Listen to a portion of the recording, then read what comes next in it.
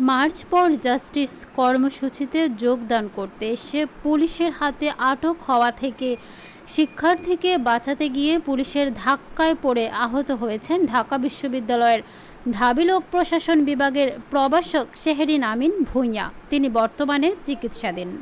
বুধবার দুপুর ১টার দিকে হাইকোর্টের অদূরে কার্জন হলের বিপরীত পাশে শিশু একাডেমির সড়কে এই ঘটনা ঘটে।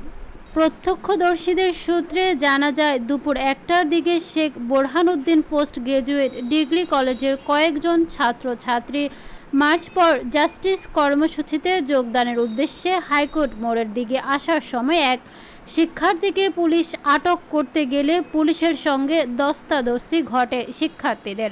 এ সময় ঢাকা বিশ্ববিদ্যালয়ের লোক প্রশাসন বিভাগের অধ্যাপক নুসরাত জাহান চৌধুরী এবং প্রভাষক শেহরিন আমিন ভূঁইয়া বাধা দেন।